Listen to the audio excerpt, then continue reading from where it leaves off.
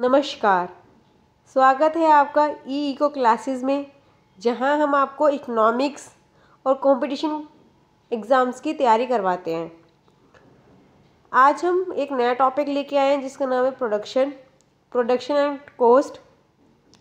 आज मैं आपको इस टॉपिक में ये बताऊंगी कि प्रोडक्शन क्या होता है, प्रोडक्शन फंक्शन क्या होते हैं, टोटल प्रोडक्ट क्या होता है, मार्जिनल प्रोडक्ट क्या होता है, एवरेज प्रोडक्ट क्या होता है और काफ़ी इंपॉर्टेंट टॉपिक्स के बारे में हम डिस्कस करने वाले हैं। तो वीडियो के एंड तक बने रहिए। अगर आपको वीडियो अच्छी लगे तो प्लीज़ लाइक शेयर कर देना और चैनल को अभी तक सब्सक्राइब नहीं किया तो सब्सक्राइब कर देना और बेल आइकन प्रेस कर देना, जिससे आने वाली वीडियो की नोटिफिकेशन आपको मिलती रहे। क्योंकि यहाँ पर मैं आपको कंपटीशन एग्ज़ाम्स की प्रिपरेशन भी करवाती हूँ, जिसमें मैंने आपको मैथ एक्सपर्ट सीरीज़ चलाई थी, उसकी आपको वीडियोज़ मिल जाएंगी, रीजनिंग की आपको वीडियोज़ मिल जाएंगी और इकोनॉमिक्स तो हम रेगुलर बेस पे करते ही हैं। तो चैनल को सब्सक्राइब करना ना भूलें। आज हम बात करते हैं प्रोडक्शन का मतलब क्या होता है। Transformation of resources into the commodity means वो साधन जिसको हम ट्रांसफॉर्म कर सकते हैं एक वस्तु के रूप में। एक वस्तु के रूप में उन साधनों का यूज़ करना प्रोडक्शन कहलाता है। प्रोडक्शन फंक्शन कैसे काम करता है? प्रोडक्शन फंक्शन हमारे इनपुट और हमारे आउटपुट पे डिपेंड करता है। इनपुट मीन्स जब हम रॉ मटेरियल लेबर लगाते हैं और उससे जो हमें आउटपुट निकलता है, आउटपुट मीन्स जो हमें प्रोडक्ट मिलता है, उसको हम बोलते हैं प्रोडक्शन फंक्शन।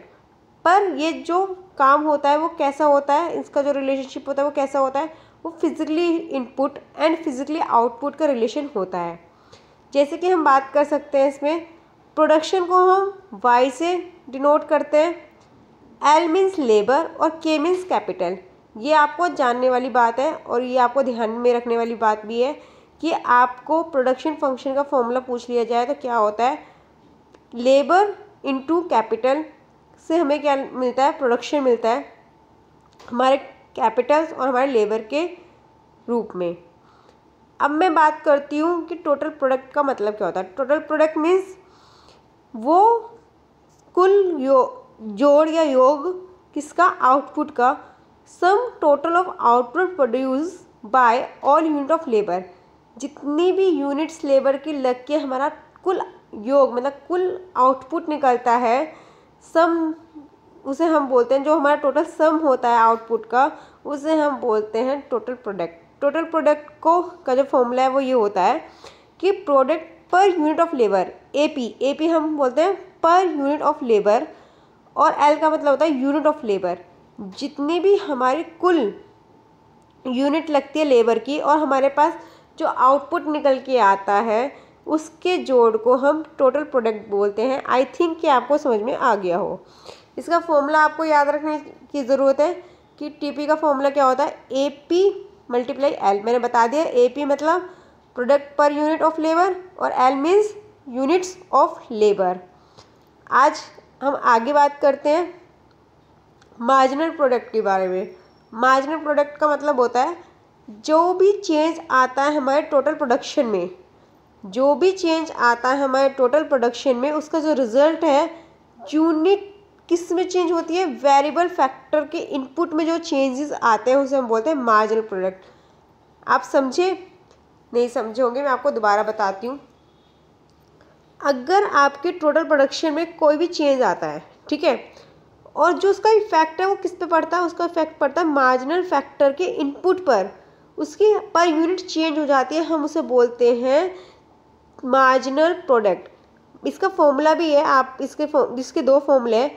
टीपी का मतलब होता है चेंज इन टोटल प्रोडक्शन और एमपी का फॉर्मूला होता है TP N minus TP N minus one. मतलब per unit change, per unit value में जो चेंज आता है वेरिएबल फैक्टर की, उसे हम बोलते हैं मार्जिनल प्रोडक्ट। और अगर मैं इसका दूसरे फॉर्मूले की बात करूँ तो इसका दूसरा फॉर्मूला ये है, मैं आपको दिखा भी देती हूँ एक बार, ठीक है।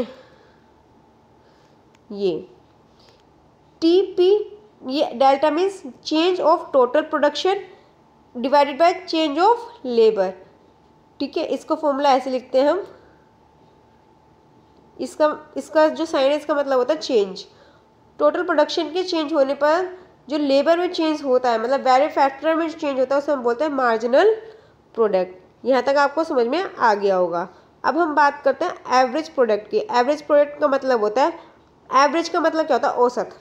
औसत हम कैसे बात करते हैं, जब हम औसत की बात करते हैं तो हम बोलते हैं per unit. Means per unit production में जो चेंज होता है, किस में चेंज होने की वजह से, वेरिएबल फैक्टर में चेंज, फिक्स की बात नहीं होती। मैं आपको बताऊंगी आगे कि शॉर्ट रन और लॉन्ग रन में कैसे होता है, पर अभी के लिए आप ये समझिए कि एवरेज प्रोडक्ट का मतलब होता है जब हम पर यूनिट प्रोडक्शन में चेंज करते हैं वेरिएबल फैक्टर की, तो उसे हम बोलते हैं एवरेज प्रोडक्ट। इसका फॉर्मूला होता है एवरेज प्रोडक्ट मतलब AP, TP मतलब टोटल प्रोडक्ट और L मतलब लेबर। तो आपने ये देखा कि हमने जितनी भी बात करी है वो लेबर के अकॉर्डिंग करी है, मतलब हमारी जो ऑल यूनिट है वो लेबर पे काम करती है हमारे प्रोडक्शन के अकॉर्डिंग। अब मैं आगे आपसे बात करती हूँ शॉर्ट रन और लॉन्ग रन में। शॉर्ट रन का मतलब क्या होता है, मीन्स लघु टाइम, सबसे कम टाइम। इसमें क्या होता है, शॉर्ट रन में क्या होता है, जो वेरिएबल फैक्टर्स हैं वो चेंज हो जाते हैं, पर जो फिक्स फैक्टर है वो चेंज नहीं होते। अब उससे के लिए आपको पता होना चाहिए कि वेरिएबल फैक्टर्स क्या होते हैं, फिक्स फैक्टर क्या होते हैं। इसके लिए मैं ऑलरेडी वीडियो ला चुकी हूँ, आप मेरे डिस्क्रिप्शन पे और या मैं आई बटन पे उस वीडियो को शो करूँगी, आप वहाँ से जाके देख सकते हैं। वेरिएबल फैक्टर और फिक्स फैक्टर का मैं आपको मतलब उसमें बता चुकी हूँ, एक बार क्लियर कर देती हूँ। यहाँ पे भी वेरिएबल फैक्टर में जो चेंज हो सकते हैं, और फिक्स मतलब जो स्टेबल रहते हैं, एक जैसे रहते हैं, जैसे मशीनें हो गई, कैपिटल हो गया, ये फिक्स फैक्टर होते हैं, ये चेंज नहीं हो सकते। लेबर जो होती है वो वेरिएबल फैक्टर होती है। तो शॉर्ट रन में क्या होता है कि वेरिएबल फैक्टर चेंज होते हैं बट फिक्स फैक्टर चेंज नहीं होते, तो हम उसे बोलते हैं शॉर्ट रन टर्म। ठीक है, शॉर्ट टर्म की बात करते हैं हम इसमें। अगर मैं बात करूँ लॉन्ग टर्म की, और लॉन्ग टर्म में क्या प्रोडक्शन की बात कर रहे हैं हम, जिसमें जितने भी फैक्टर्स हैं, लॉन्ग टर्म में क्या होता है, जितने भी फैक्टर्स हैं वो चेंज हो सकते हैं, क्योंकि हमारे पास लंबा टाइम है, समय ज़्यादा है, इसलिए जो फॉर्म है वो चेंज कर सकती है, जो फॉर्म है वो चेंज कर सकती है जितने भी उसके पास फैक्टर है। मीन्स वो वेरिएबल फैक्टर को भी चेंज कर सकती है और वो फिक्स फैक्टर को भी चेंज कर सकती है। मीन्स वो कैपिटल और मशीन को और जगह को, जहाँ उन्होंने प्लांट लगाया अपनी फैक्ट्री का, वो भी चेंज कर सकते हैं, क्योंकि उसके पास टाइम है, लॉन्ग रन है। ठीक है, इस तरीके से आप इसको याद भी कर सकते हैं समझने के लिए। अब मैं बात करती हूँ कि law of diminishing marginal product क्या होता है। इसमें कई बच्चे बहुत ज़्यादा कन्फ्यूज़ होते हैं। अब लॉ ऑफ की बात करें तो डिमिनिश मतलब क्या होता है, डिमिनिश मीन्स घटना, इसको हिंदी में बोलते हैं घटाव। ठीक है, घटने को हम बोलते हैं डिमिनिश। और मार्जिनल प्रोडक्ट मैंने आपको भी समझाया है कि मार्जिनल प्रोडक्ट क्या होता है।